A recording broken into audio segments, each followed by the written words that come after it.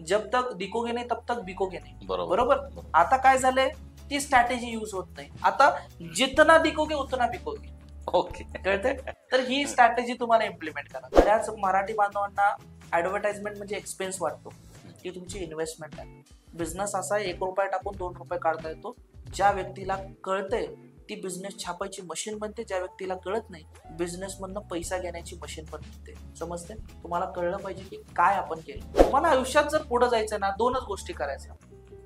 काहीतरी extraordinary create करायला जाऊ नका. ज्या लोकांनी ऑलरेडी केले ते फॉलो करा. समजा तुमचा मत आहे की सर मला 10 लाख रुपये मंथली कमवायचे, जे लोक 10 लाख रुपये कमवतात त्याला पकडा. तुम्हाला 1 करोड कमवायचं ना, 1 करोड वाल्याला पकडा. त्यांचा टाइम आहे, व्हॅल्यू आहे, ते तुम्हाला घंट्याला भरपूर चार्ज कर. तुम्हाला अकाउंट्स कसं चालतंय, प्रॉफिट होतोय का लॉस होतोय, प्रोडक्ट मध्ये काय रिसर्च केला पाहिजे, तुम्हाला मार्केटिंग कशी केली पाहिजे, सेल्स कसा केला पाहिजे, हा 360 व्ह्यू तुमचा पाहिजे. त्यामुळं काम करायला सुरुवात करा, पण तुमचा माइंडसेट प्रत्येक गोष्टी शिकण्यावरती ठेवा की मी कसं करू शकतो. That's it. माझं आतापर्यंतच्या एक्सपिरियन्सवरनं गोष्टी सांगेल. मला एक्सपोर्ट बिझनेस स्टार्ट करताना पण खूप अडथळे आहेत, पण मी 2 गोष्टीला ठामपणे पकडून होतो. पहिली गोष्ट म्हणजे जास्तीत जास्त लोकांसोबत नेटवर्क बनवा. सर्वप्रथम तुम्हाला एक्सपोर्ट मध्ये उतरायचं असेल तर तुम्हाला माहिती पाहिजे की कुठली कंपनी मी बनवणं गरजेचं आहे. तुम्हाला प्रोप्रायटर कंपनी योग्य आहे का प्रायव्हेट लिमिटेड, तुम्ही व्यवस्थित कन्सल्ट करून त्या कंपनीला पुढे जाणं गरजेचं आहे. आता या मार्केटमध्ये कमी काळात यशस्वी होण्यासाठी कोणते टूल्स आहेत, कोणत्या ट्रिक्स आहेत की ज्या तुम्ही सजेस्ट करू शकता? बिझनेस शिकून तुम्हाला अर्थ नाही, तुम्हाला बिझनेस पण करता आला पाहिजे, ज्यामध्ये तुम्हाला बिझनेस ऑटोमेट करता आला पाहिजे. बिझनेसमध्ये तुम्हाला माहिती पाहिजे सेल्स, मार्केटिंग काय असते, अकाउंट्स, फायनान्स कसा मॅनेज करायचा, कशा पद्धतीनं तुम्हाला काय काय गोष्टी step by step department management handle केलं पाहिजे, R&D डिपार्टमेंट कसं केलं पाहिजे. म्हणजे या बऱ्याचशा मेंटर्सकडनं मी एक्सप्लोर केलं. कुठले असे प्रोडक्ट्स आहेत ज्याला इंटरनॅशनल मार्केटमध्ये डिमांड आहे, एक्सपोर्ट करू शकता, असं काही तुम्ही सजेस्ट करू शकता? भारतामधनं 100 प्रोडक्ट तर एक्सपोर्ट होतात, पण टॉप 10 कंट्री कुठल्या आहेत ज्या भारतामधनं ऍक्च्युअल मध्ये त्या 10 कंट्रीमध्ये प्रोडक्ट एक्सपोर्ट होतात. तुम्ही कुठलाही प्रोडक्ट निवडा, तुम्ही ऍग्री प्रोडक्ट्स मध्ये निवडा, तुम्ही फॅब्रिक मध्ये निवडा, युटेन्सिल्स, स्टील्स, आयुर्वेदिक काही प्रोडक्ट्स मध्ये निवडा, कुठलाही प्रोडक्ट सोफिस्टिकेटेड आहे, पण तुम्हाला त्याची डिमांड बघायचं आहे. आणि भाषेचा न्यूनगंड असतो की इंटरनॅशनल म्हणलं, नुसतं फिरायला जायचं म्हणलं तरी भाषा हे माध्यम आड की मला येईल का नाही, जमल का नाही, आणि आपण तिथं व्यापार किंवा धंदा करायचा आहे त्या लोकांबरोबर, भाषा अडथळा ठरते का?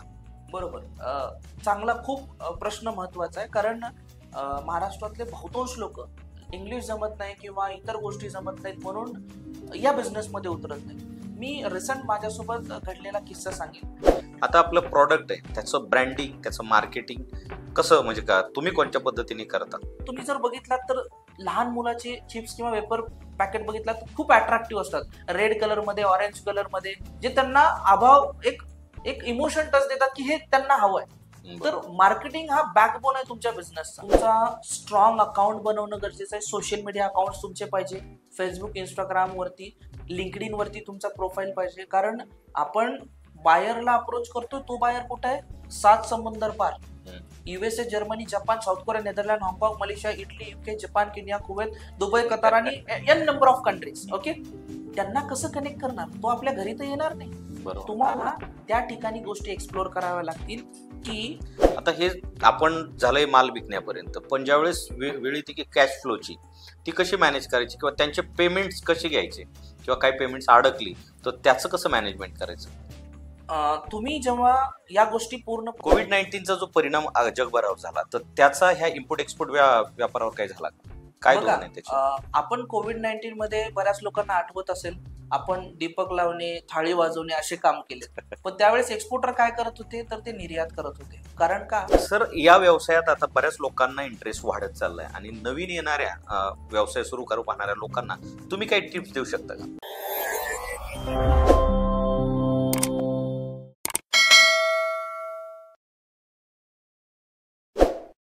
नमस्कार मंडळी, मी PK भांडवलकर. शो विथ सत्तामध्ये तुम्हा सर्वांचं मनपूर्वक स्वागत करतो. तुम्ही इम्पोर्ट एक्सपोर्ट व्यवसाय सुरू करायचा विचार करत आहात, पण कुठून सुरुवात करावी हे समजत नाही, किंवा व्यवसाय सुरू केलाय पण जागतिक बाजारात आपलं स्थान मजबूत करायचं आहे, मग हा पॉडकास्ट फक्त तुमच्यासाठी आहे. आज आपल्या शो मध्ये पाहुणे आलेले आहेत, ते म्हणजे शुभम रोडे सर, जे इम्पोर्ट एक्सपोर्ट व्यवसाय करतात. यंग एज मध्ये त्यांनी मोठं टार्गेट अचीव केलेलं आहे आणि ते इम्पोर्ट एक्सपोर्ट कोच म्हणूनही उत्तम मार्गदर्शन करतात. ते लेखकही आहेत. आज आपण त्यांच्याकडून जाणून घेणार आहोत इम्पोर्ट एक्सपोर्ट व्यवसायाची सुरुवात कशी करावी, परवाने, नियम आणि कागदपत्र कोणती आवश्यक आहेत, योग्य उत्पादने आणि बाजारपेठ कशी निवडावी, व्यवसाय वाढीसाठी उत्तम रणनीती कोणत्या आहेत, हा व्यवसाय करायला भांडवल किती लागतं, या व्यवसायात कोणकोणत्या अडचणींचा सामना करावा लागतो. जर तुम्ही ही जागतिक व्यापारात स्वतःचं नाव कमवायचं ठरवलं असेल तर आजच्या या पॉडकास्टमध्ये तुमचं मनपूर्वक स्वागत. चला शिकूया, वाढूया आणि जागतिक व्यवसायात यशस्वी होऊया. अजून एक गोष्ट, जर अजून चॅनलला सबस्क्राईब केलं नसेल तर प्लीज सबस्क्राईब करून घ्या आणि बेल आयकॉन दाबायला विसरू नका, म्हणजे पुढील एपिसोड तुमच्यापर्यंत पोहोचेल. आज आपले खास पाहुणे शुभम रोडे सर यांचं मी खूप खूप स्वागत करतो. सर नमस्कार. नमस्कार. सर, आम्हाला जाणून घ्यायला आवडेल की तुमचा परिचय आणि तुम्ही जे इम्पोर्ट एक्सपोर्ट व्यवसायाची सुरुवात जी एवढ्या तारुण्यात केली त्याच्या मागे काय प्रेरणा होती आणि तुमचा प्रवास कसा आहे? सर्वप्रथम तुमचे खूप खूप आभार, कारण एक संधी तुम्ही निर्माण केली आहे जेणेकरून खूप साऱ्या बहुतांश महाराष्ट्रातल्या आणि भारतातल्या उद्योजकापर्यंत आपण या पॉडकास्ट दरम्यान पोहोचून त्यांना एक नवीन बिझनेस किंवा आंतरराष्ट्रीय पातळीचा बिझनेस आपण नक्कीच पोहोचवू शकू. जर सांगायचं म्हटलं तर एक मिडल क्लास फॅमिली मधूनच मी बिलॉंग करतोय. कुठलाही चांदीचा चमचा घेऊन जन्माला आलो नाहीये. पण ही सुरुवाती मागे खूप एक खडतर प्रवास आहे. कारण प्रत्येक यशापर्यंत जाण्यासाठी तुम्हाला तो खडतर प्रवास प्रत्येकाला करावा लागतो आणि कुठल्याही सक्सेसला शॉर्टकट नाहीये. माझी सुरुवात लॉकडाऊनच्या पहिलं जेव्हा मी शेती करायचा एक निर्णय घेतला, आधुनिक पद्धतीनं शेती करायचा विचार केला. मग विचार पडला की कुठलं पीक घ्यावं, काय करावं. त्यावेळेस मी वॉटरमेलन, आपण त्याला कलिंगड किंवा टरबूज म्हणतो, त्याची शेती घेतली. व्यवस्थित पद्धतीनं पीक घेतलं. त्या दरम्यान मला एक गोष्ट शिकायला मिळाली की आपल्याला जर त्याच्यामध्ये डिटेल नॉलेज नसेल तर एक्सपर्ट लोकांशी जोडा. त्यावेळेस मी त्या खास शेतीला पाहणी करण्यासाठी 2 एक्सपर्ट लोक ठेवले होते, जे वेळोवेळी मला मार्गदर्शन करायचे की कशा पद्धतीनं त्या पिकाला काय दिलं पाहिजे. माल उत्तम आला, 16 टनापर्यंत मी माल मार्केटमध्ये आणला. जेव्हा वेळ आली मार्केटमध्ये माल विकण्याची, त्यावेळेस त्या मालाला जो काही भाव आहे तो मिळायला तयार नव्हता. तिथं कुठेतरी खंत वाटला की आपण बनवलेल्या किंवा आपण उत्पादन घेतलेल्या मटेरियलला या मार्केट यार्डला विकल्याशिवाय पर्याय नाही. तुम्ही कुठल्या मार्केटमध्ये त्याची हे केली होती? ऍक्च्युली मी खूप साऱ्या मार्केटला ट्राय केलं, पुण्यासारख्या, मुंबईसारख्या, वाशी मार्केटला. पण लॉकडाऊन पिरियडमुळे त्याला ₹1 सुद्धा भाव मिळत नव्हता. त्यानंतर मी एक निर्णय घेतला की त्या मालाला, जर आपण उत्पादन करतोय तर त्या मालाला आंतरराष्ट्रीय बाजारपेठेमध्ये विकण्यापेक्षा किंवा भारतामध्ये विकण्यापेक्षा इनिशियली सुरुवात आपण स्वतःपासून करूया. आणि मी लगभग हायवेला 7 ते 8 दिवस ते माल ट्रॅक्टर रेंटने घेऊन स्वतः हायवेवरती सेल केलं. तिथून माझा प्रवास सुरू होता. हा इथपर्यंतच प्रवास नव्हता. त्या दरम्यान माझं ऍक्च्युली लग्न सुद्धा जमलं होतं. तर त्यावेळेस पहिल्या दिवशी हायवेवरती मी टरबूज विकतोय आणि दुसऱ्या दिवशी लग्नाच्या पाठावरती आणि परत तिसऱ्या दिवशी विकायला. कारण परिस्थिती अशी होती की आपण त्याला सामोरे जाणं पर्याय नव्हता. म्हणजे डायरेक्ट रस्त्यावरून नवरदेव मंडपात. येस, बरोबर. मग तुमची शेती कुठल्या जिल्ह्यात येते सर? जिल्हा जर म्हणलात तर ऍक्च्युली खूप वर्ष झालं मी पुण्यातच आहे, पण बिलॉंग मी लातूर जिल्ह्यामधनं करतो मेनली. आणि तिथूनच माझी सुरुवात झाली. या बिझनेसला सुरुवात करण्याचं रिझन, ज्या दरम्यान मी हायवेवरती विकायला सुरुवात केली, मला एक प्रश्न पडला की का ना आपण ह्या प्रोडक्टला आंतरराष्ट्रीय बाजारपेठेमध्ये नेऊ शकतो. त्यावेळेस मी खूप साऱ्या एक्सपोर्टर, निर्यातदाराशी चर्चा करायला सुरुवात केली, परंतु हवा तसा रिस्पॉन्स मिळाला नाही. कारण आपण as a middle class family मधनं आपल्याला माहिती नसतं की आपण कुठेतरी बसलो आणि त्यांच्यापर्यंत कसं पोहोचायचं. खूप प्रयत्न केला, परंतु शेवटी मला विचार आला की आपण अशा काही लोकांकडे जाऊन भेटणं गरजेचं आहे जे ऑलरेडी करतात.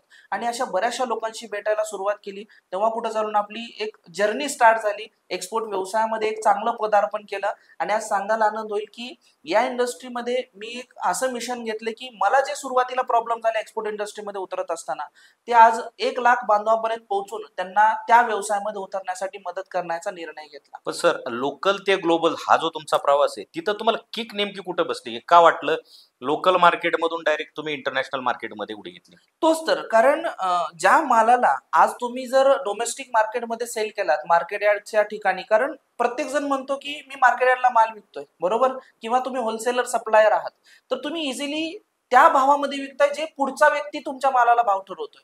पण आंतरराष्ट्रीय बाजारपेठ तशी नाहीये. त्या ठिकाणी तुमच्या मालाला तुम्ही भाव ठरवू शकता.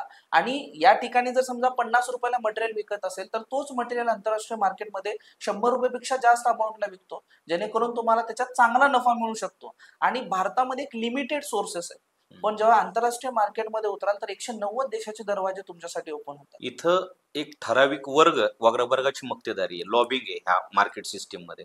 तसं इंटरनॅशनल लेवलला तुम्हाला काय जाणवलं का? बघा कसं आहे, ॲज अ तुम्ही लिमिटेड टाइम किंवा लिमिटेड एरिया बघितला तर त्या पद्धतीनं तुम्हाला 100% सामोरे जावं लागेल. परंतु आंतरराष्ट्रीय देशामध्ये तुम्हाला कुण्या देशामध्ये जर प्रॉब्लेम आला तर तुमच्यासाठी बाकीचे 189 देश आहेत, तुम्ही त्याच्यामध्ये पर्याय निवडू शकता. आज मला सांगायला आनंद होईल की आजपर्यंत आमच्या पिढीमध्ये कोणी इंटरनॅशनल व्हिजिट केली नाही. पुढचे करतील मला माहिती नाही, पण मी ते चेन ब्रेक केली. मी स्वतः बऱ्याच कंट्रीमध्ये व्हिजिट करून स्वतःला त्या बायर सोबत डील कसं करायचं, आपल्या प्रोडक्टला त्या मार्केटपर्यंत कसं पोहोचवायचं, त्या देशामध्ये काय गोष्टी चालतात, कुठल्या गोष्टी चालत नाहीत.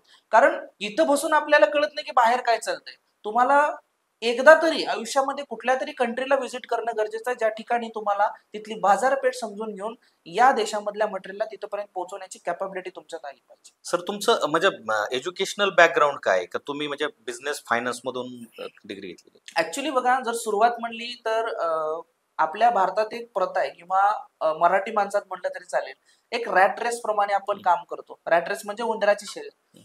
12वी झाल्यानंतर जेईला चांगले मार्क पडले, माहिती नव्हते की कुठून काय करायचं, पण प्रत्येक जण एक इंजिनिअरिंग करतोय, चला काहीतरी वाव मिळतोय, त्या पद्धतीने विचार केला आणि तिथून एक सुरुवात केली. कारण मला बाहेर पडायचं होतं, मला बाहेरचं जग बघायचं होतं की नक्की काय चालू आहे.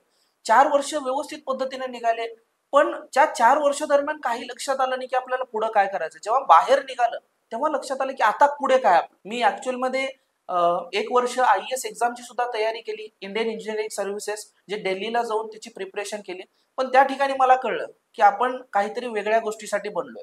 त्यामुळं तिथं वेळ घालवण्यात किंवा जस्ट आपल्याला काहीतरी चीट करण्यात अर्थ नाहीये. त्यामुळे इथून पटकन जाऊन आपल्याला एका व्यवसायामध्ये कुठल्या तरी उतरणं गरजेचं आहे. माहिती नव्हते की कुठला व्यवसाय करेल, कारण आज बहुतांश उद्योजक लोकांना प्रश्न आहे की मला व्यवसाय करायचा, इतरांपेक्षा काहीतरी वेगळं करायचं, पण ऍक्च्युअल माहिती नाही की कुठून सुरुवात करायची. बरोबर. तर ते लॉकडाऊनच्या दरम्यान मला ती किक बसली आणि तिथून जे सुरुवात केली, तर आजपर्यंत सांगायला आनंद होईल की लगभग 30,000 लोकांनी आपल्या वर्कशॉपला सहभाग घेतला आणि प्रत्येकापर्यंत आपण अजून पोहोचण्याचा प्रयत्न करतोय.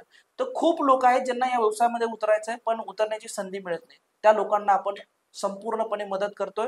ग्लोबल पासून त्या देशापर्यंत जाऊन झेंडा फडकवण्याची तयारी आपण ठेवतो. एक गोष्ट आहे सर, की सगळ्यांच्या मनात, एक भारतीय लोकांच्या मनात एक भाषेचा न्यूनगंड असतो, की इंटरनॅशनल म्हणलं, नुसतं फिरायला जायचं म्हणलं तरी भाषा हे माध्यम आड, की मला येईल का नाही, जमल का नाही, आणि आपण तिथं व्यापार किंवा धंदा करायचा आहे त्या लोकांबरोबर, मग भाषा अडथळा ठरते का? बरोबर. चांगला खूप प्रश्न महत्वाचा आहे. कारण महाराष्ट्रातले बहुतांश लोक इंग्लिश जमत नाही किंवा इतर गोष्टी जमत नाहीत म्हणून या बिझनेसमध्ये उतरत नाहीत. मी रिसेंट माझ्यासोबत घडलेला किस्सा सांगेल. रिसेंटली मी एका इव्हेंटला गेलो होतो चेन्नईला. त्या ठिकाणी तुम्हाला स्वामी विवेकानंद हाऊस दिसेल. त्या ठिकाणी काय होतं, पुरातन काळामध्ये म्हणजे ब्रिटिशच्या काळामध्ये त्या ठिकाणी बर्फ इम्पोर्ट केला जात होता. भारतामध्ये ती टेक्नॉलॉजी नव्हती की आपण बर्फ बनवू शकतो. तर असे मद्रास, मुंबई 2-3 ठिकाणी त्यांनी एक जागा निवडली होती. तर त्या हाऊसमध्ये बर्फ स्टोअर करायचा, इम्पोर्ट केलेला आणि भारतामध्ये सप्लाय करायचा. भारतामध्ये जेव्हा टेक्नॉलॉजी आली तो बिझनेस ठप्प झाला. तर त्यावेळेस स्वामी विवेकानंद 10 ते 15 दिवस त्या विवेकानंद हाऊसमध्ये किंवा त्या ठिकाणी राहिले होते. त्यामुळे त्याला आज म्युझियम म्हणून नाव दिले. एवढं सुपर्ब आहे. तुम्ही कधी चेन्नईला गेलात तर नक्की तिथं व्हिजिट करा. त्या दरम्यान मी 1-2 तास तिथं स्पेंड केल्यानंतर मला भान राहिलं नाही की मला रिटर्न पुण्याला परत माझी फ्लाईट होती. मी इमर्जन्सीमध्ये कॅब बुक केली. कॅब बुक करून मी इमिडिएट कॅबमध्ये बसलो. त्यावेळेस पहिला प्रश्न मी त्या कॅबवाल्याला विचारला की बाबा आपण किती वेळात पोहोचू एअरपोर्टला. त्यावेळेस तो माझ्याकडे बघत होता. मला प्रश्न पडला की हा का बघतोय. मला काही काळांतराने कळलं की त्याला एकतर मराठी जमत नाही ना इंग्लिश जमत नाही, त्याला फक्त तमिळ माहिती आहे. त्यावरून एक गोष्ट क्लिअर झाली, आता उद्योजक आहे तर त्याचं सोल्युशन फाइंड करता तुम्हाला आलं पाहिजे प्रत्येक क्षेत्रामध्ये. त्यावेळेस मी गुगल ट्रान्सलेटरचा वापर केला. मी मराठीमध्ये व्हॉइस रेकॉर्ड केला, त्याला तमिळमध्ये ऐकवलं. त्यांनी तमिळमध्ये उत्तर दिलं की सर आपल्याला 20 मिनिट लागतील पोहोचण्यासाठी. आणि त्यांनी खास माझा फोन मागून घेतला आणि सांगितलं की सर तुम्ही पहिले ग्राहक आहात जे मला या पद्धतीनं कन्व्हर्जेशन करताय. तर सोल्युशन आहे.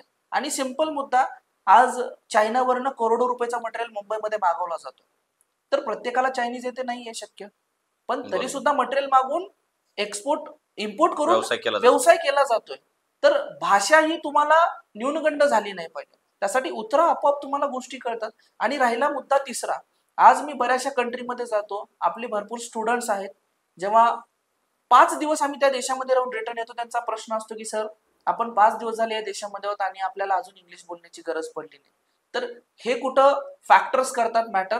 तर तुम्ही नक्की सुरुवात करा, आपोआप तुम्हाला दिशा मिळत जाते. सर, या क्षेत्रात तुम्ही सुरुवात करताना तुम्हाला काय अडचणी आल्या? सुरुवात करताना तुम्हाला सर्वप्रथम कागदपत्राची माहिती नसते. कुठलं कागदपत्र काढायचं, तुम्हाला सप्लायर लवकर मिळत नाहीत, कुठून शोधायचे, तुम्हाला बायरशी कम्युनिकेशन करण्याच्या पद्धती माहिती नसतात, बायरला आपण कसं शोधलं पाहिजे. खूप साऱ्या प्रॉब्लेम्स आल्या. पण त्या प्रॉब्लेमवरती जसं जसं मी लोकांशी कनेक्ट होत गेलो, नेटवर्क वाढत गेला, त्या गोष्टीचं सोल्युशन आपोआप समजत गेलं. आज सांगायला आनंद होईल की पुढे जर व्यक्ती बसलाय तर ऍटलिस्ट 60 ते 70 सेकंदामध्ये तुम्हाला कन्व्हिन्स करता आलं पाहिजे. तुमचा फर्स्ट इम्प्रेशन त्याच्यावरती पडला पाहिजे. का तुमच्याकडनं त्यांनी मटेरियल घ्यावा. तर ह्या बऱ्याचशा प्रॉब्लेम वरती सोल्युशन काढलं आणि एक इझी टू सगळ्यांना अडॉप्ट होणाऱ्या काही गोष्टी बनवल्या, ज्या आज बहुतांश महाराष्ट्रातले लोक ते वापर करून त्यांचा जागतिक इंटरनॅशनल बिझनेस स्टार्ट करतात. सध्याची जी इम्पोर्ट एक्सपोर्ट व्यवसायाची जी मार्केटची स्थिती आहे ती कशी आहे? इम्पोर्ट एक्सपोर्ट जर मार्केटची स्थिती म्हणलात, बरेच लोक कुठलाही व्यवसाय करायचं म्हणलं की कॉम्पिटिशन म्हणतात. पण हा एकमेव असा व्यवसाय आहे ज्यामध्ये आपण मर्यादित नाही, अमर्यादित व्यवसाय करू शकतो. एक साधं उदाहरण तुम्हाला सांगेल. ज्याप्रमाणे आता भारतामध्ये आपण जर एक केळी खाल्लं, सामान्य माणूस 1 ते 2 केळी लगभग खातो. पण इराण सारख्या देशामध्ये तिथले लोक लगभग एका टायमिंगला 5-7 केळी आरामात खातात. म्हणजे एवढी डिमांड आहे केळीची. आता तुम्ही 10% एवढ्या वर्षामध्ये डिमांड आहे, त्यातली आपण फक्त 1.5% फुलफिल करू शकलोय भारताकडनं. तर 8.5% डिमांड अजून आपण फुलफिल करू शकलो नाही. त्याचं कारण आहे उद्योजकता कमी आहे आणि उद्योजकता सोबतच निर्यातदार सुद्धा खूप कमी आहे. बोटावर मोजण्या इतके लोक आहेत. ऍटलिस्ट महाराष्ट्रामध्ये जर त्याचा प्रभाव झाला, खूप लोकांनी उतरले, तर त्यांना एक नवीन संधी मिळेल. आता हा व्यवसाय सुरू करताना कुठल्या प्राथमिक कायदेशीर बाबी तुम्हाला त्याची प्रक्रिया करावी लागते? बरोबर. सर्वप्रथम तुम्हाला एक्सपोर्ट मध्ये उतरायचं असेल तर तुम्हाला माहिती पाहिजे की कुठली कंपनी मी बनवणं गरजेचं आहे. तुम्हाला प्रोप्रायटर कंपनी योग्य आहे का प्रायव्हेट लिमिटेड, तुम्ही व्यवस्थित कन्सल्ट करून त्या कंपनीला पुढे जाणं गरजेचं आहे. त्यामध्ये काही बेसिक डॉक्युमेंट लागतात जे मी तुम्हाला स्पेसिफिकली आता सांगतोय. त्यामध्ये महत्वाचे जर डॉक्युमेंट म्हणलात तर शॉपॅक लायसन, उद्यमी रजिस्ट्रेशन, त्यानंतर जीएसटी सर्टिफिकेट, त्यानंतर REC कोड जो सगळ्यात महत्वाचा डॉक्युमेंट इम्पोर्ट एक्सपोर्ट कोड, आणि त्यानंतर तुमच्या प्रोडक्टानुसार RCMC डॉक्युमेंट तुम्हाला काढावं लागतो एक्सपोर्ट प्रमोशन काउन्सिल कडनं. आणि त्यानंतर पोर्ट रजिस्ट्रेशन करून बँकेत अकाउंट काढून तुमचा आपोआप इम्पोर्ट एक्सपोर्ट बिझनेस स्टार्ट होतो. बहुतांश लोकांना ह्या डॉक्युमेंट बद्दल माहिती नाही आणि या डॉक्युमेंटसाठी हजारो लाखो रुपये चार्ज करतात. पण नॉमिनल ज्यांना या गोष्टीची माहिती आहे ते आरामात इझिली तुम्हाला ऍक्सेसेबल कमी अमाऊंट मध्ये होऊ शकतो. बँक अकाउंट कोणतं पाहिजे, म्हणजे NRI की आपलं हे पण चालेल इंडियन? बहुतांश माझ्याकडे जेवढे उद्योजक लोक येतात, आधी काहीतरी चुका करतात खूप सारे लोक आणि नंतर शिकायला येतात. बघा, तुमच्या हातात पॉवर जेव्हा तुम्ही ऍक्च्युअल मध्ये काम करता तेव्हा तुमच्या हातात पॉवर आहे. बरोबर. म्हणजे एक्सपोर्ट मध्ये चुकीला माफी नाही, चुकीला पैसे मोजावे लागतात. त्यामुळं बँकेत जर तुम्हाला अकाउंट काढायचं तर तुम्हाला क्लिअर कट इन्स्ट्रक्शन्स पाहिजे की एडी कोड त्या बँकेला असला पाहिजे. तुम्ही प्रायव्हेट बँक निवडणं गरजेचं आहे ज्या बँकेला ऑथॉरिटी असेल इंटरनॅशनल ट्रान्झॅक्शन करण्याची. तर त्या गोष्टीवरनं तुमचा बिझनेस सोफिस्टिकेटेड होतो. कारण हा पूर्ण व्यवहार जो होणार आहे डॉलर मध्ये होणार आणि त्या डॉलरला आपण कन्व्हर्जन करून इंडियन रुपीज मध्ये घेऊन आपण त्याचा भारतामध्ये उपयोग करतो. पण आपण जर अनेक देशांशी व्यवहार करतो तर प्रत्येक देशाची करन्सी वेगळी आहे, तर तिथं कसं काय प्रॉब्लेम तो? कसं आहे, फॉरेन ट्रेड पॉलिसीनुसार काही नियम बनवले गेले, काही स्पेसिफिक करन्सीलाच आपण अडॅप्ट केले, ज्यामध्ये मेनली जर म्हणलात तर 99% व्यवहार डॉलरमध्ये होतात. त्यामुळं जे काही डॉलरचा कन्व्हर्जन चार्ज असतो त्यानुसार आपला इव्हन एक्सपोर्ट करत असताना जे तुम्ही इनवॉइस बनवता तो सुद्धा डॉलरमध्येच बनवावा लागतो. तुम्हाला अमाऊंट सुद्धा डॉलरमध्ये येते. बायर कडनं परचेस ऑर्डर सुद्धा डॉलरमध्ये मिळते. फक्त ते आल्यानंतर बँक मॅनेजर तुम्हाला कॉल करतात की सर तुमच्या अकाउंटला $10,000 आले. सो ते कुठले आहेत, तुम्ही जर क्लिअरिटी दिली की त्याचं कन्व्हर्जन इंडियन रुपीज मध्ये करतात आणि इझिली तुम्ही विड्रॉ करू शकता. म्हणजे इझी झाले. येस. आता अजून एक महत्वाचा प्रश्न आहे बरं का, की यश मिळवण्यासाठी नेमक्या काय ट्रिक्स आहेत की सोप्यात सोपं लवकरात लवकर? माझं आतापर्यंतच्या एक्सपिरियन्स वरनं गोष्टी सांगेल. मला एक्सपोर्ट बिझनेस स्टार्ट करताना पण खूप अडथळे आहेत, पण मी 2 गोष्टीला ठामपणे पकडून होतो. पहिली गोष्ट म्हणजे जास्तीत जास्त लोकांसोबत नेटवर्क बनवायचा. अशा लोकांशी नेटवर्क बनवायचा जे ऑलरेडी बिझनेस करतायत. कारण मला तेवढा वेळ नाही प्रत्येक गोष्ट स्क्रॅच पासून शिकण्यासाठी.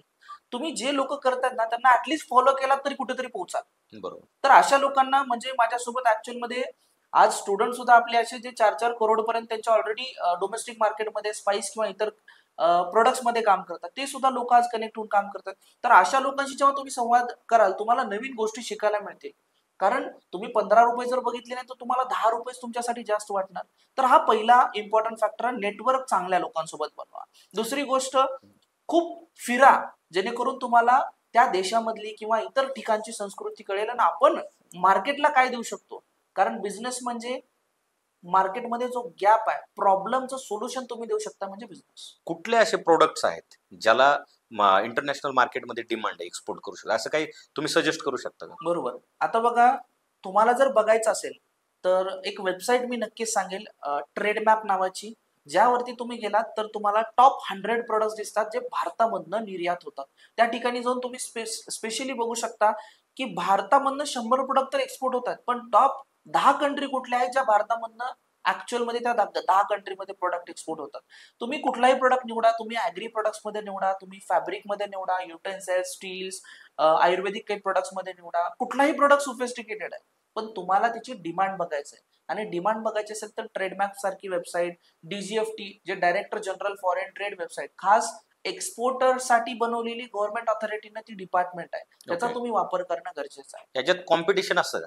कॉम्पिटिशन जर म्हटलात तर कॉम्पिटिशन इनिशियली स्वतःसोबत आहे, कारण सुरुवातच अर्धे लोक करत नाहीत या बिझनेसमध्ये. खूप सारे लोक फक्त विचार करतात, मला इंग्लिश जमेल का, मला हे जमेल का, काय कागदपत्र, त्यामुळे 90% लोक स्टार्टच नाही करत. आणि त्यातले 10% लोक ऍक्च्युअल मध्ये स्टार्ट करून बिझनेस करतात. तर कॉम्पिटिशन तिथं विषयच नाही, कारण प्रत्येक जण इथं मार्केट यार्डला विकणारा प्रत्येक व्यक्ती आहे, पण असा कोणी व्यक्ती तुम्हाला कमी दिसेल की मी तुमचा माल निर्यात करू शकेल. समजते? तर बरोबर. कॉम्पिटिशन ऑलमोस्ट कमी आहे आता तरी, कारण 2030 पर्यंत ही इंडस्ट्री बूम करणार आहे. त्यावेळेस एखाद्या वेळेस कॉम्पिटिशन वाढू शकतो, पण तोपर्यंत खूप वेळ आहे. आणि मग ह्याच्यामध्ये ह्या मार्केटमध्ये ट्रेंड्स काय आहेत किंवा आत्ताचे ट्रेंड्स भविष्यात बदलणार आहेत? या मार्केटमध्ये बघा, फक्त एक्सपोर्ट मध्ये प्रोडक्टच निवडणं गरजेचं नाहीये. तुम्ही सर्व्हिस इंडस्ट्री निवडा, तुम्ही तुमच्यात काही कला असेल, तुम्ही काही गोष्टी शिकवू शकताय, तुम्ही काही सॉफ्टवेअर इंडस्ट्री आपल्या भारताची बूम करते, तर त्या इंडस्ट्रीला सॉफ्टवेअर सर्व्हिस एक्सपोर्ट आपण म्हणतो. जर तुमच्याकडे प्रोडक्ट नाहीये, मार्केटमधनं तुम्ही प्रोडक्ट घेऊन एक्सपोर्ट करताय, तर त्याला मर्चंट एक्सपोर्टर म्हणलं जातं. तुम्ही मॅन्युफॅक्चरर आहात तर मॅन्युफॅक्चरर एक्सपोर्टर त्याला म्हणलं जातं.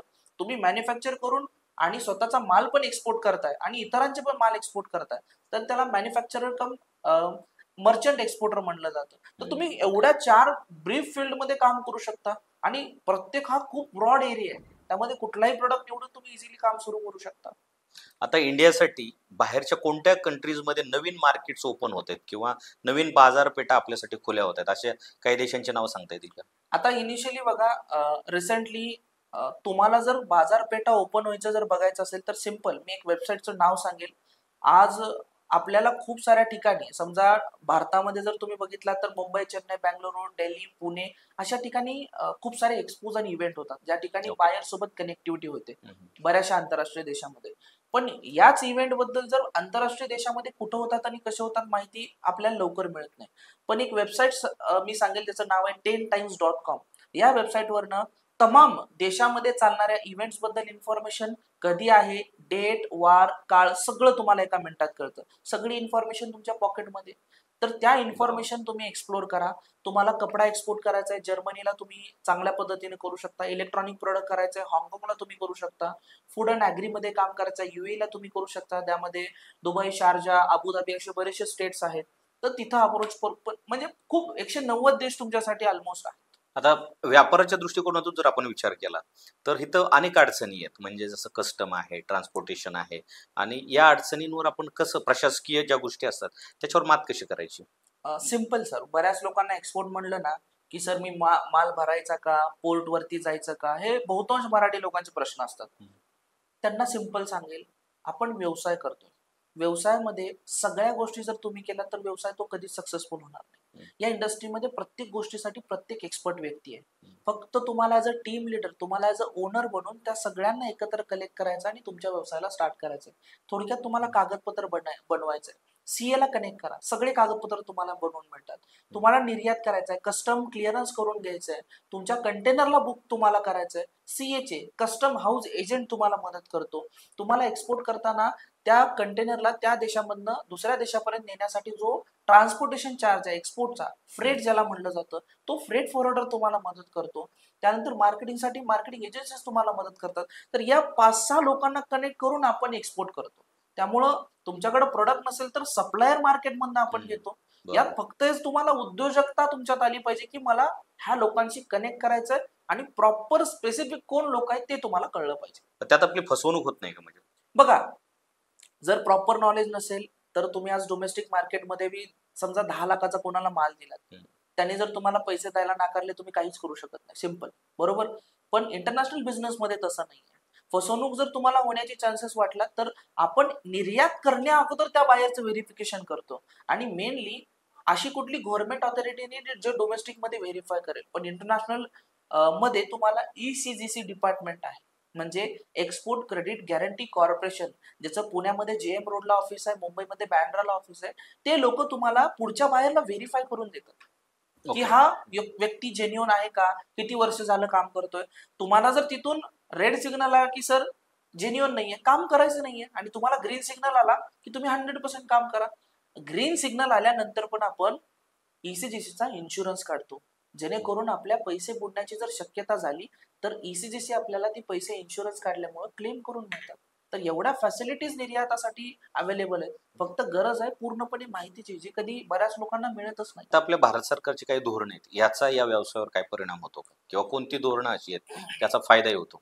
आता तुम्ही जर डोमेस्टिक मार्केटमध्ये काम केलात, 10 लाख रुपयाचा तुम्ही जर बिझनेस केला तर तुम्हाला सर्व्हिस इंडस्ट्रीमध्ये 18% GST द्यावा लागतो, 30% इन्कम टॅक्स रिटर्न द्यावा लागतो. पण निर्यात व्यवसायामध्ये सगळ्यात आनंदाची गोष्ट म्हणजे एक्सपोर्टमध्ये गव्हर्नमेंट कुठलाही GST लावत नाही. ओके.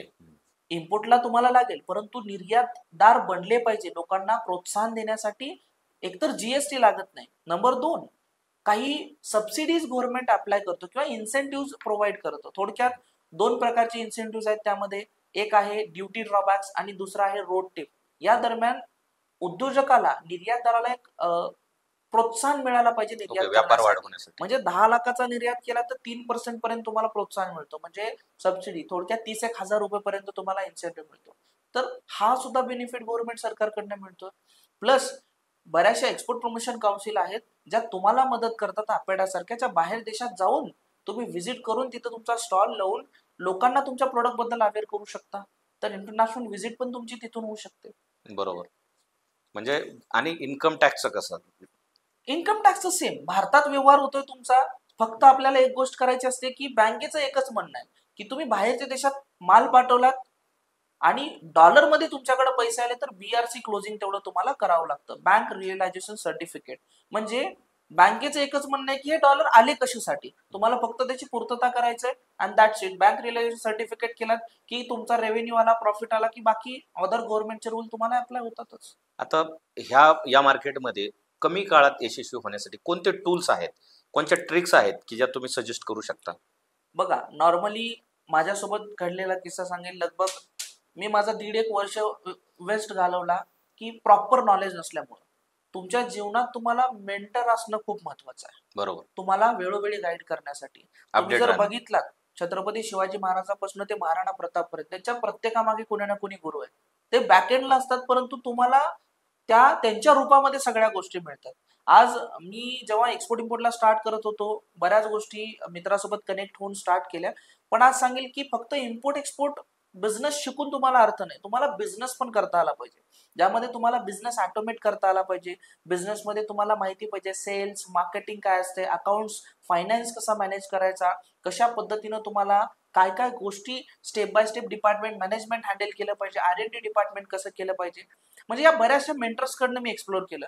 तुम्हाला नक्कीच माहिती असेल राजीव तळरेजा आहे, जो भारतातला नंबर 1 कोच आहे, जे फक्त बिझनेस ऑटोमेट करायला शिकवतात. राहुल मलोदिया आहे, त्यानंतर ब्लेअर सिंगर, जे इंटरनॅशनल कोचिंग करतात. तर अशा खूप साऱ्या मेंटर्सकडनं एक्सप्लोर केल्या गोष्टी, ज्या आज एक साधारण मिडल क्लास एक मराठी माणसाला इथपर्यंत पोहोचवण्याचा मागचं रिझन ते आहे. आता ह्या व्यवसायात कोणत्या टेक्नॉलॉजी आहेत, म्हणजे जे तंत्रज्ञान आहे की ते आपल्याला सोपं करतं व्यापार करणं? काय सांगता येईल याच्याबद्दल? तुम्हाला तंत्रज्ञान वापरण्यासाठी बघा, एक्सपोर्ट इम्पोर्ट मध्ये तुम्ही खूप सारे सॉफ्टवेअर्स यूज करू शकता. आता तुम्हाला कंटेनर बुक करायचा आहे, फ्रेट फॉरवर्डिंग किंवा सगळ्या CHL तुमच्याकडे अवेलेबल नाही, तर तुम्ही कोगो पोर्ट सारखी वेबसाईट, सिट्रस सारख्या वेबसाईट यूज करा, ज्यावरती डायरेक्ट कंटेनर ऑनलाईन बुकिंग तुमचा होतो, सीएचए शी तुमची कनेक्टिव्हिटी होते, काय त्याचा फ्रेट आहे, सगळं इन्फॉर्मेशन कळतं, जेणेकरून तुमचा टाइम, एनर्जी, पैसा वाचतो. तुम्हाला इनवॉइस बनवण्यासाठी जोहो बुक्स सारख्या सॉफ्टवेअरचा यूज करा आणि इतर गोष्टीचा सुद्धा तुम्ही यूज करून या इंडस्ट्रीमध्ये इझिली काम करू शकता. तुम्हाला ज्या बँकेमध्ये तुम्ही अकाउंट काढता तिथे एक्सपर्ट टीम असते एक्सपोर्ट इम्पोर्ट इंडस्ट्री मधली, त्यांच्याशी तुम्ही भेटा, तर ते सुद्धा तुम्हाला काही टूल सजेस्ट करतात, जेणेकरून तुम्हाला हेल्पफुल ठरते ही जर्नी सोपं होण्यासाठी. आता सुरुवातीला ज्यावेळेस आपले यंगस्टर ह्या व्यवसायात होते तर त्यांच्यासाठी काही ठराविक बाजारपेठा सजेस्ट करता येतील का? बघा, जर इनिशियली तुम्ही काम करताय तर माझं मत असेल, तुम्ही इराण सारख्या कंट्रीला बनाना एक्सपोर्ट करू शकता. स्पेसिफिकली युएई मध्ये तुम्ही फ्रूट व्हेजिटेबल मध्ये काम करू शकता.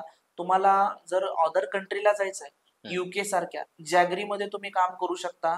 राईस मध्ये काम करायचं असेल तुम्ही ब्राझील सारख्या कंट्रीला काम करू शकता. तुम्ही रुसिया सारख्या देशामध्ये बऱ्याच कंट्री आहेत ज्या लगभग तुम्ही त्याला डिमांड तुम्हाला बघावी लागेल. कुठलाही प्रोडक्ट एक्सपोर्ट करता अगोदर तुम्हाला त्या प्रोडक्टची डिमांड त्या देशामध्ये जातोय का, किती प्रमाणात जातोय, प्रत्येक वर्षी किती वाढ होते, त्यावरनं तुम्हाला हे डाटा वरती अभ्यास करून तुम्हाला निवडावा लागतो. इमिडिएटली असं नाही की निवडला प्रोडक्ट आणि डायरेक्ट एक्सपोर्ट केला, तर त्याच्यावरती अभ्यास तुम्हाला करून इझिली ऍक्सेस करावा लागतो. आता आपण ज्या वेगळ्या देशांमध्ये जातो, व्यापार करतो, आपला माल एक्सपोर्ट करतो, त्या देशाची संस्कृती आणि त्याचे काही नियम आहेत, त्या देशाचे गव्हर्नमेंटचे रूल, तर त्याला कसं मॅनेज करणं किंवा त्याचा परिणाम कसा होतो व्यवसायावर? कसं असतं, जेव्हा तुम्ही कोण्या बायर सोबत कनेक्ट होता, आता भरपूर बायरशी मी कनेक्ट करताना बोलताना गोष्टी मला कळतात. आता तुम्ही जेव्हा जॅगरी एक्सपोर्ट करता त्यावेळेस बऱ्याच लोकांची डिमांड असते की सर मला लॅब रिपोर्ट पाहिजे, ऑर्गॅनिक असेल तर त्यांची डिमांड येते की आमच्या म्युन्सिपाल्टीचा हा नियम आहे, आम्हाला हे डॉक्युमेंट्स एक्स्ट्रा पाहिजे. बघा, आपण प्रत्येक गोष्टीचा जर अभ्यास करत बसला तर आपण व्यवसाय सोडून इतर गोष्टीकडेच वळतो. त्यामुळं त्या बायरला विचारा तुला काय हवंय. बऱ्याच लोकांना काय वाटतं की ए ग्रेड मटेरियल एक्सपोर्ट केला म्हणजेच निर्यात. तुमचा बी ग्रेड, सी ग्रेड सुद्धा मटेरियल एक्सपोर्ट होऊ शकतो. बायरची रिक्वायरमेंट काय ही समजून घेऊन तुम्हाला काम करणं गरजेचं आहे. आणि आता भरपूर टेक्निक वेगवेगळ्या बायर फाइंडिंगच्या तुम्हाला इम्प्लिमेंट करून त्या शोधाव्या लागतील. बरोबर. तुम्हाला असं काय अडचणी आल्या का सुरुवातीला? सुरुवातीला अडचणी खूप आल्या. बायर शोधताना तुम्हाला रिस्पॉन्स मिळत नाही लवकर, कशा पद्धतीने कनेक्ट करायचं. पण असे काही मी टूल्स शोधून काढले ज्यामध्ये बऱ्याचशा लोकांशी भेटल्यानंतर गोष्टी लक्षात आल्या की तुम्हाला इन्स्टंट, तुम्ही जर म्हणलात की सर मला युके ला एक्सपोर्ट करायचंय आणि युके ला मला आत्ता बायर हवा, इमिडिएट मिळू शकतो. तुम्हाला युकेचा बायर कोल्हापूर मधल्या कुठल्या एक्सपोर्टर कडनं जॅगरी विकत घेतोय त्याची इन्फॉर्मेशन तुम्हाला मिळू शकते. किती किमतीला त्यांनी एक्सपोर्ट केले हे मिळू शकतं. त्यांचा महिन्याचा काय ट्रान्झॅक्शन आहे हे तुम्हाला कळू शकतं. त्यासाठी काही टूल्स आणि टेक्निक्सचा अभ्यास तुम्हाला करावा लागतो, त्या गोष्टी बेसिक पासून शिकून. त्यामुळं बहुतांश लोकांना आता माझ्या बऱ्याचशा फ्री वर्कशॉप पर्यंत लोक येतात, ज्यामधनं त्यांना एक मार्गदर्शन मिळतो की बाबा तुम्ही या आधी तुम्ही स्वतः ठरवा की तुम्ही करू शकता का, तुमच्यात आहे का कॅपॅबिलिटी, काय क्लिअरिटी तुम्हाला आहे का. जेव्हा त्यांना क्लिअरिटी मिळते मग पुढे ज्यांना काम करायचं त्यांना जोडून घेऊन एकत्र बहुतांश लोकांच्या कंटेनर एक्सपोर्ट करत असताना मी स्वतः जाऊन त्यांना हेल्प केली. तर या गोष्टीचा सुद्धा अभाव त्यांना मिळतो. आता हे आपण झालंय माल विकण्यापर्यंत, पण ज्यावेळेस वेळ येते की कॅश फ्लोची, ती कशी मॅनेज करायची किंवा त्यांचे पेमेंट्स कसे घ्यायचे किंवा काही पेमेंट्स अडकली तर त्याचं कसं मॅनेजमेंट करायचं? तुम्ही जेव्हा या गोष्टी पूर्णपणे नॉलेज घेता, सगळा खेळ माइंडसेटचा आहे. तुम्हाला या बिझनेसमध्ये उतरताना प्रोडक्ट सिलेक्शन पासून ते बायर कडनं पेमेंट घेण्यापर्यंत सगळ्या सिक्वेन्शियल गोष्टी क्लिअर कट पाहिजे की मी डील कशी करायची, कशा पद्धतीने केली पाहिजे, पेमेंट टर्म मध्ये काय त्याला बोललं पाहिजे, कन्व्हेन्स कसं करायचं, पेमेंट्स कधी घ्यायचे, bill of lading bill of लेडिंगला काय म्हणलं जातं, एअरवे बिलला काय, ह्या सगळी क्लॅरिटी तुम्हाला पाहिजे, तरच तुम्ही या निर्यात व्यवसायामध्ये व्यवस्थित काम करू शकता. बहुतांश लोक काम करतात, काहीतरी प्रॉब्लेम होतो, सर माझे पैसे बुडाले, मग नंतर येतात, तेव्हा मी त्यांना हेल्प करू शकणार नाही. तर एकच गोष्ट सांगेल की काम करताना तुम्हाला ऍडव्हान्स पेमेंट बद्दल माहिती पाहिजे. ऍडव्हान्स पेमेंट आपण मोनोपोली प्रोडक्टला कसं मिळवू शकतो, जर ऍडव्हान्स मिळत नसेल तर तुम्ही एलसी वरती सेफली कसं काम करू शकता. एलसी म्हणजे लेटर ऑफ क्रेडिट, एक फायनान्शियल डॉक्युमेंट जे बायरला सेफ्टी पण देतं आणि आपल्याला पण सेफ्टी देतं. त्यामध्ये खूप सारे एलसीचे प्रकार आहेत. Revocable, irrevocable, LC at sight, usance LC, back to back LC, standby LC, confirmed LC, revolving LC, हे भरपूर प्रकार आहेत. पण तुम्हाला माहिती पाहिजे की वापरायची कुठली. बरोबर. त्यात मी तुम्हाला आता सजेस्ट करेल की तुम्हाला जर काम करायचं आहे तर ऍडव्हान्स मध्ये करा, अदरवाईज रिवोकेबल एलसी मध्ये करा. हे दोन्ही गोष्टी तुम्हाला बेनिफिशियल ठरतील. आता आपलं प्रॉडक्ट आहे त्याचं ब्रँडिंग, त्याचं मार्केटिंग कसं, म्हणजे का तुम्ही कोणत्या पद्धतीने करता? बघा, आता तुम्हाला मार्केटिंग जर जमली नाही तर तुमचा प्रोडक्ट कोणीच घेणार नाही. सिम्पल. एक साधं उदाहरण सांगेल की साधा एक तुम्ही चिप्स किंवा वेफरचा जर पॅकेट घेतला, 5 रुपयाचा वेफरचा पॅकेट असतो, तर ती कंपनी त्याच्यावरती लगभग 1.5 ते 2 रुपये मार्केटिंग खर्च करते. 1 रुपये त्यांना सेल्स किंवा टीम मॅनेज करायला जातो आणि 2 रुपयाचा प्रोडक्ट असतो. तर 3 रुपये खर्च तुम्ही जर बघितलात तर लगभग 40 to 50% मार्केटिंग वरती खर्च केला जातो. बरोबर. कारण तो प्रोडक्ट तशा पद्धतीने बनवला जातो. आता तुम्ही जर बघितलात तर लहान मुलाचे चिप्स किंवा वेफर पॅकेट बघितलात तर खूप अट्रॅक्टिव्ह असतात. रेड कलर मध्ये, ऑरेंज कलर मध्ये, जे त्यांना अभाव एक एक इमोशन टच देतात की हे त्यांना हवंय. तर बरोबर. मार्केटिंग हा बॅकबोन आहे तुमच्या बिझनेसचा. तुम्हाला मार्केटमध्ये खूप सारे लोक मिळतील जे तुम्हाला ब्रँडिंग करून देतील, तुमच्या प्रोडक्टचा डिझाईन करून देतील, सगळ्या गोष्टी तुम्हाला इझिली करून देतील. तुम्हाला ते करत बसण्याची गरज नाही. माझ्यासोबत एक औरंगाबादवरनं मॅम कनेक्ट होत्या, एक जॉब करणाऱ्या होत्या, परंतु कुठून सुरुवात करायची माहिती नव्हती. पण जेव्हा ते वर्कशॉपला माझ्या आल्या त्यांनी एकच गोष्ट सांगितलं, सर मला माहिती नाही मी सक्सेसफुल होईल का, पण मला सुरुवात करायचं आहे, करायची. तुमच्यासोबत कनेक्ट व्हायचंय. हम्म.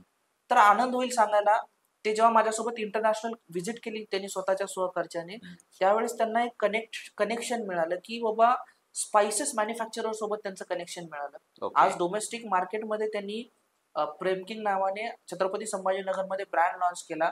लोकांशी कसं बोलायचं माहिती नव्हतं. आज मोठमोठ्या रॅडिएशन हॉटेल सारख्या शेफ सोबत जाऊन बोलतात की आमचा स्पाइस हा यूज करून बघा. तर हा कॉन्फिडन्स त्यांच्यामध्ये येतो आणि मंथली 80,000 ते 1 लाखापर्यंत आरामात डोमेस्टिक मध्ये अर्न करतात. स्वतःच्या स्वखर्चाने न विचार करता इथून तिथपर्यंत त्या देशापर्यंत माझ्यासोबत आले. तर हे कुठेतरी कॉन्फिडन्स वाढतोय. मग अशा काही स्ट्रॅटेजी, रणनीती आहे का की मार्केटिंगची ज्या सोप्यात सोप्या करता येईल, अशा काही ट्रिक्स तुम्हाला देता येतील का आपल्या प्रेक्षकांना? तुम्हाला तुमचा स्ट्रॉंग अकाउंट बनवणं गरजेचं आहे. सोशल मीडिया अकाउंट तुमचे पाहिजे. फेसबुक, इंस्टाग्राम वरती, लिंक्डइन वरती तुमचा प्रोफाईल पाहिजे. कारण आपण बायरला अप्रोच करतोय, तो बायर कुठे आहे? 7 समुंदर पार. USA, Germany, Japan, South Korea, Netherland, हाँगकाँग, Malaysia, Italy, UK, Japan, Kenya, Kuwait, Dubai, Qatar आणि n number of countries. Okay. त्यांना कसं कनेक्ट करणार? तो आपल्या घरी तर येणार नाही. बरोबर. तुम्हाला त्या ठिकाणी गोष्टी एक्सप्लोर कराव्या लागतील की ज्या कंट्रीमध्ये तुम्ही एक्सपोर्ट करताय तर तुम्हाला त्यांच्या समोर रिफ्लेक्ट व्हावं लागेल की सर आम्ही अशा पद्धतीनं काम करतोय. तर हे सोशल मीडिया तुमचा अकाउंट त्यांना खूप बेटर समजून घेतं आणि ट्रस्ट फॅक्टर बिल्ड करतो. आणि आताची ट्रेंड समजून घेणं गरजेचं आहे. बरोबर. ज्यांना जे ऍक्च्युअल मध्ये दिसतात तेच मार्केटमध्ये आज विकलं जाते. पहिलं स्ट्रॅटेजी काय होती? जब तक दिखोगे नहीं तब तक बिकोगे नहीं. बरोबर. आता काय झालंय?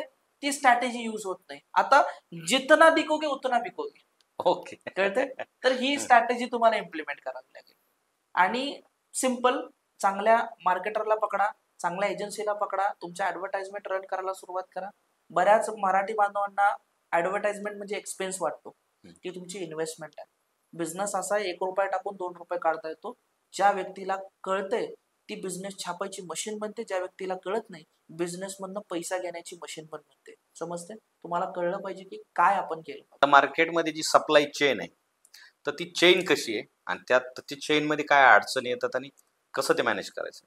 बघा, तुम्हाला सिम्पल, सर्वप्रथम एक्सपोर्ट करण्यासाठी मी आज स्टेप सगळ्या बांधवांना सांगेल ज्या आजपर्यंत तुम्हाला कुठेही इझिली एवढ्या ऍक्सेसिबल मिळणार आहेत. हा जो तुम्ही मीडियम उभा केलाय त्या मीडियमद्वारे आपण बहुतांश लोकांपर्यंत पोहोचतोय. सर्वप्रथम तुम्हाला प्रोडक्ट निवडायचं, सप्लायरला कनेक्ट करा. तुम्हाला सप्लायर हवात, इंडिया मार्ट, तुम्ही ट्रेड इंडिया, खूप साऱ्या ठिकाणवर मिळू शकता. हजारो सप्लायर्स तुमच्याकडे प्रोव्हाइड होतील. तुम्हाला त्यांना कॉल करायची गरज नाही, ते तुम्हाला कॉल करतील. फक्त एकदा जाऊन रजिस्टर करा. मटेरियल मिळाला, तुम्हाला एक्सपोर्ट करण्यासाठी हेल्प हवे, कस्टम क्लिअरन्स करायचंय, CHA ला कनेक्ट करा, कस्टम हाऊस एजंटला. तो व्यक्ती तुम्हाला कंटेनर बुकिंग करून देईल, प्री कुलिंगची व्यवस्था करेल, त्याचबरोबर तुमचा कंटेनर एक्सपोर्ट करण्यासाठी मदत करेल. तुमच्याकडे डॉक्युमेंट नाहीत, CA ला कनेक्ट करा, चार्टर्ड अकाउंटंटला, सगळे डॉक्युमेंट क्लिअर करून घ्या. तुम्हाला नंतर ज्या डॉक्युमेंटमध्ये काही इश्यू येतो तर CA तुम्हाला क्लिअर करेल. त्यानंतर तुम्हाला मार्केटिंगसाठी मार्केटिंग एजन्सीला कनेक्ट करा. तुमचा प्रोडक्ट एक्सपोर्ट करताना त्या देशापर्यंत जायचंय, तुम्ही ट्रॅव्हलरला पकडू शकता. तर हे सगळे लोक ऑलरेडी अवेलेबल आहेत. तर ही चेन स्पेसिफिकली पकडा आणि काम करा. तुम्हाला बँकेबद्दल माहिती नाहीये, त्या बँकेत अकाउंट काढताना त्या एक्सपर्ट लोकांना भेटा. तुम्हाला आयुष्यात जर पुढे जायचं ना, 2च गोष्टी करायच्या. काहीतरी एक्स्ट्रॉर्डिनरी क्रिएट करायला जाऊ नका. ज्या लोकांनी ऑलरेडी केले ते फॉलो करा. समजा तुमचा मत आहे की सर मला 10 लाख रुपये मंथली कमवायचे आहेत, जे लोक 10 लाख रुपये कमवतात त्याला पकडा. तुम्हाला 1 करोड कमवायचं ना, 1 करोड वाल्याला पकडा. त्यांचा टाइम आहे, व्हॅल्यू आहे, ते तुम्हाला घंट्याला भरपूर चार्ज करतील, पण तुमच्या ती कॅपेबिलिटी आणतील की 10 लाखाचं तुमच्या माइंडसेट वरती कसं काम करून तुम्ही मिळवू शकता, त्याला 100% ते तुम्हाला क्लॅरिटी देऊ शकतात. आता जे या व्यवसायात जो एन्व्हायरमेंट आहे त्याच्यात फायदे आणि तोटे कसे आहेत, म्हणजे कॉम्पिटिशन मध्ये? फायदे जर म्हणलात तर बघा, माझा एक जवळचा मित्र आहे जो UK मध्ये आहे, जो फोन कव्हर्स आणि इतर गोष्टीमध्ये काम करतो. जो तुम्हाला भारतामध्ये 150 रुपयाला कव्हर मिळतो, तो तिथं लगभग 1700-1800 रुपयाला सेल होतो. म्हणजे समजून घ्या हा एवढा मोठा, कारण तिकडं करन्सी वेगळी आहे, प्रत्येक कंट्रीच्या करन्सी वेगळी आहे. तुम्ही बरोबर. UAE ला बघितलात तर आपल्या इंडियन रुपीजचा 23 रुपयाचा 1 दिरहम बनतो. तुम्ही ओमानला बघितलात तर 250 रुपयाच्या जवळपास रियाल आहे. डॉलर पण तसंच आहे, आपला 85 रुपयाचा 1 डॉलर बनतो. तर हा जो करन्सी मॅटर करतो ना, त्यामुळे तुम्हाला तिथं 100% प्रॉफिट मिळतो. प्रॉफिट मिळतोय म्हणून आपण देशामधनं विदेशापर्यंत पोहोचतो. तर हा कुठेतरी फॅक्टर तुम्ही लक्षात घेऊन उतरणं गरजेचं आहे. आता इंडियन गव्हर्नमेंट याला कसा सपोर्ट करते? त्यांनी काय अशी सोयीस्कर धोरणं राबवलीत का आता व्यवसायासाठी किंवा नवीन व्यवसायात उतरू पाहणाऱ्यासाठी? तेच ज्याप्रमाणे प्रत्येक प्रोडक्टसाठी वेगळा एक्सपोर्ट प्रमोशन काउन्सिल त्यांनी बनवला आहे. समजा तुम्हाला फ्रूट ॲग्रीमध्ये काम करायचं तर अपेडा नावाचा एक्सपोर्ट प्रमोशन काउन्सिल तुम्हाला मदत करतो, ज्यामध्ये बरोबर. Agriculture and product export development authority त्याला म्हणलं जातं. तुम्हाला मासे किंवा मरीन प्रोडक्ट, समुद्री प्रोडक्ट एक्सपोर्ट करायचं आहे, एम्पेडा तुम्हाला मदत करतो. MPEDA department, marine product export development authority. तुम्हाला FIO आहे, federation of Indian export organisation. अशा भरपूर साऱ्या फॅसिलिटीज आहेत जे तुम्हाला हेल्प करतात की तुम्ही कुठला पॅक केला पाहिजे, कशा पद्धतीनं मटेरियल निवडला पाहिजे, काय त्याची क्वालिटी असली पाहिजे, इझिली ऍक्सेसेबल आहे. आणि बाकी इन्सेंटिव्हचे धोरण तर खूप सारे गव्हर्नमेंट इम्प्लिमेंट करतच आहे. आपण जसं म्हणतो की कुठल्याही व्यवसायात आपल्याला सुरुवात करायची, तर डायरेक्ट सुरुवात करायला पाहिजे का इंटर्नशिप किंवा असिस्टंट म्हणून कुठं काम करायला पाहिजे? बघा, बरेच लोक मला सतत प्रश्न विचारतात, सर मला कुठं काम मिळेल का मला या गोष्टी शिकण्यासाठी. आणि त्याच दुसऱ्या प्रमाणचे लोक सुद्धा मिळतात ज्या लोकांनी एक्सपोर्ट इम्पोर्ट कंपनीमध्ये 10-10, 20-20 वर्ष काम केले. मग मी त्यांना प्रश्न विचारला की तुम्ही आजपर्यंत का शिकला नाही? 10-20 वर्ष झालं तुम्ही सगळ्या गोष्टी हँडल करताय.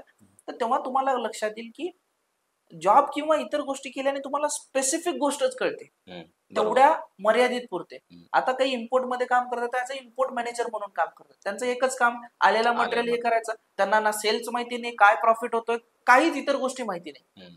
तर ते तुम्ही शिकायला गेलात तर नाही मिळणार. उद्योजकाचा माइंड शुड बी 360 डिग्री.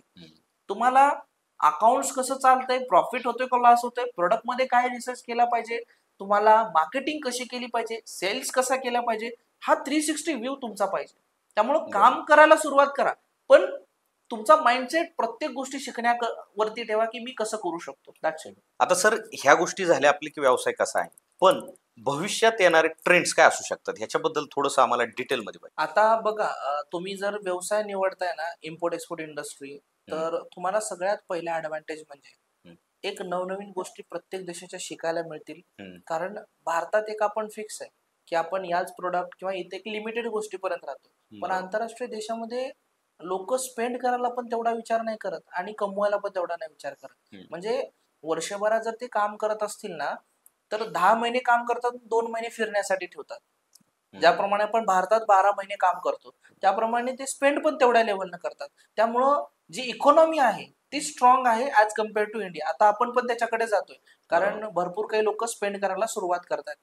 आता तुम्ही जर विचार केला की मार्केटची डिमांड किंवा खरंच त्या लेवलनं काम होईल का, तुम्ही आठवण करा, आपण काही बहुतांश चाइल्डहुड आपला ज्याप्रमाणे लहानपण आपलं गेले, आपण घरामध्ये एक साबण ठेवायची ज्या प्रत्येक गोष्टीसाठी वापरायची. आपण आंघोळ करताना पण तीच, डोक्याला पण तीच, सगळं.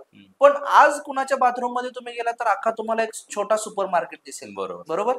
तर मार्केटची डिमांड वाढली, प्रत्येक जणाचा यूज वाढलाय. त्यामुळं तुम्हाला कुठलाही प्रोडक्ट निवडा, आता ज्या पद्धतीनं पॉप्युलेशन वाढते त्याप्रमाणे अपॉर्च्युनिटीज पण वाढतायत. बरोबर. पण त्या अपॉर्च्युनिटीला ग्रॅब करता आलं पाहिजे, तो प्रोडक्ट तुम्हाला निवडता आला पाहिजे आणि त्या देशापर्यंत त्या देशाची ऍक्च्युअल डिमांड समजून घेऊन काम केलं पाहिजे. एक रिसेंट किस्सा सांगेल. आपले एक स्टुडंट होते, ज्यांनी चहापत्तीमध्ये काम करायचं ठरवलं युकेला. मग त्यांनी प्रश्न मला विचारला की सर मी चहापत्ती करतो युकेला. मी त्यांना दुसरा प्रश्न विचारला की का करताय चहापत्तीचं युकेला. मी म्हटलं असं सर. त्यांना सांगितलं की आधी डिमांड बघा, प्रोसेस बघा, आहे का ऍक्च्युअल मध्ये तिथं डिमांड. जेव्हा मी रिसर्च केला त्यांना सांगितलं की सर चहापत्तीपेक्षा कॉफीला तिथं डिमांड आहे. आज कॉफीमध्ये चांगल्या पद्धतीने काम करता येतं. ही प्रोसेस समजून घेऊन आपण पुढे जाणं गरजेचं आहे. तर त्या कुठेतरी तुम्हाला बेनिफिशियल गोष्टी ठरतात. एक वैयक्तिक गोष्ट जाणून घ्यायला आवडेल, म्हणजे या व्यवसायात येण्यापूर्वीचे तुम्ही आणि आता काय बदल आहे तुमच्या म्हणजे एकंदरीत आयुष्यामध्ये? ऍक्च्युली खूप प्रवास आहे. मी भरपूर काही बिझनेसेस करून ऑलरेडी झालेत, म्हणजे त्यामध्ये सुद्धा फेल्युअर मिळाले. तर एका दिवसात तुम्हाला बऱ्याच लोकांचं म्हणणं असतं की सर एका दिवसामध्ये आपल्याला सक्सेस मिळतो किंवा लेट नाईट सक्सेस आपल्याला मिळतो. तर मला सांगायचं तो सक्सेस तुम्हाला एका दिवसात मिळतो, पण त्यामागे तुम्हाला 5 वर्ष 10 वर्षाची मेहनत आणि मग एका दिवसात सक्सेस मिळतो. तर ही कुठेतरी प्रोसेस आहे. मागचा जर प्रवास म्हणला तर मी सगळ्यात शाय पर्सन होतो. कॉलेज लाईफ मध्ये कुणाशी बोलणं नाही, काहीच प्रोसेस नाहीये. आज फक्त मी कॉलेजच्या शेवटच्या दिवसामध्ये एकदा स्टेजवर जाण्याची तयारी ठेवली होती आणि ते पण भाषण देण्यासाठी. पण तो पण एवढा अट्रॅक्टिव्ह नव्हता. त्यावेळेस खूप लोक त्याच्यावरती हसले होते. पण आज ज्या लोकांनी मला त्यावेळेस डिसअपॉइंट केलं होतं, आज ते लोक कॉल करतात की आज म्हणजे इंटरनॅशनल बिझनेस बद्दल आम्हाला पण करायचं, आमच्या मुलाला करायचंय, थोडं गाईड करा. तर ती क्रेडिबिलिटी वाढते. पण त्याच्यासाठी त्या गोष्टी मी स्ट्रॉंग केल्यात. कारण तुमची किंमत तुम्ही ठरवणं गरजेचं आहे. तुम्हाला स्किल नसतील तर तुम्हाला 20-25 हजार मध्येच गोष्टी मिळतील. तुमच्या स्किल असेल तर तुम्हाला त्याच गोष्टी 20-25 लाखापर्यंत मिळतात. त्याच्यापेक्षा अजून स्किल असेल तर तुम्ही 20-25 करोड पर्यंत आरामात पोहोचू शकता. तर ही कुठेतरी स्वतःची स्किल डेव्हलप करणं गरजेचं आहे. कारण एक मिडल क्लास फॅमिली मधल्या लोकांना एवढं पॉसिबल नसतं इथपर्यंत यायचं. बरोबर. कोविड-19चा जो परिणाम जगभरावर झाला, तर त्याचा ह्या इम्पोर्ट एक्सपोर्ट व्यापारावर काय झाला? काय धोरण आहे त्याचे? आपण कोविड-19 मध्ये बऱ्याच लोकांना आठवत असेल, आपण दीपक लावणे, थाळी वाजवणे असे काम केले. पण त्यावेळेस एक्सपोर्टर काय करत होते, तर ते निर्यात करत होते. कारण का आपल्याला दोनच बिझनेस माहिती ज्यावेळेस ऍक्टिव्ह होते, की एक शेती आणि दुसरा फार्मास्युटिकल. पण तिसरा बिझनेस बऱ्याच लोकांना माहिती नाही. त्यावेळेस सुद्धा एक्सपोर्ट बिझनेस हा ठामपणे उभा होता आणि बऱ्याच लोकांनी एक्सपोर्ट बिझनेस त्यावेळेस सुद्धा चालू ठेवला. तर हा बिझनेस असा आहे की खूप साऱ्या देशाची डिमांड आहे जी आपल्याला कंटिन्युअस फुलफिल करावीच लागते. आता युएई सारख्या कंट्रीमध्ये तिथं एकदम वाळवंट आहे, काहीच उठत नाहीये, मातीच नाहीये. तुम्हाला फळभाजीची रिक्वायरमेंट डेली बेसिस वरती आहे. तर ती तुम्हाला भारतामधनं फुलफिलमेंट होते, अदर चायनामधनं फुलफिलमेंट, तर ती आपल्याला पाठवणं अनिवार्य आहे. बरोबर. कारण भारताच्या जीडीपी मध्ये सुद्धा हातभार लागतोय. कारण गव्हर्नमेंटचं एकच धोरण आहे की जेवढा डॉलर भारतामध्ये आणता येईल तेवढा आणा. आपल्या जीडीपीला हेल्पफुल ठरेल, आपली इकॉनॉमी वरती जाईल.